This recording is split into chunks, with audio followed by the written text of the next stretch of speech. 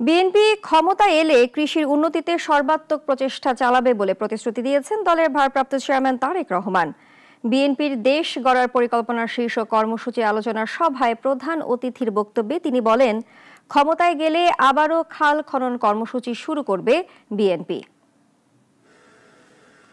6 দিনব্যাপী দেশ গড়ার পরিকল্পনার শীর্ষ কর্মশালার প্রথম দিন ছিল আজ। 8টি নির্দিষ্ট খাতে বিএনপির পরিকল্পনাগুলো দেশব্যাপী ছড়িয়ে দেওয়ার লক্ষ্যে নেতাকর্মীদেরকে প্রস্তুত করতেই এমন আয়োজন। সকাল থেকে রাজধানীর কৃষিবিদ ইনস্টিটিউটে বিশেষজ্ঞরা তাদের রূপরেখা তুলে ধরেন, মতামত দেন। বিএনপি নেতারাও এই আয়োজনে প্রধান অতিথির বক্তব্য রাখেন দলের ভারপ্রাপ্ত চেয়ারম্যান তারেক রহমান। জানান, কৃষির উন্নতিতে সর্বাত্মক প্রচেষ্টা চালানোর কথা।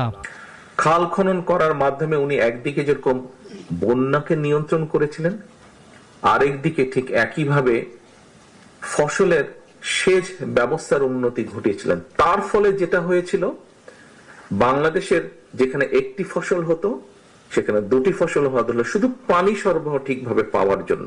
তরুণদের প্রযুক্তি ও ভাষাগত জ্ঞান বাড়ানোর পরামর্শ দিয়েছেন বিএনপির ভারপ্রাপ্ত চেয়ারম্যান তারেক রহমান। আমরা আবার খাল খনন করতে চাইছি। কেন করতে চাইছি? অনেকগুলো কারণ আছে। শহীদ জিয়া করেছিলেন সেচ সুবিধার জন্য, এটিও আমাদেরকে করতে হবে। বন্যা নিয়ন্ত্রণের জন্য এটিও আমাদের করতে হবে। এই সময় প্রবাসীদের জন্য বিএনপির নেওয়া নানা উদ্যোগের কথাও জানান তিনি। বলেন, রেমিটেন্স যোদ্ধাদের প্রবাসে যাওয়া ও উপার্জনের পথ তৈরি করেছিলেন শহীদ প্রেসিডেন্ট জিয়াউর রহমান। এই যে 8 থেকে 10 লক্ষ মানুষ আনস্কিল লেবার যে এখন বিদেশে যাচ্ছে, এটিতে আমরা ভ্যালু অ্যাড করতে চাই।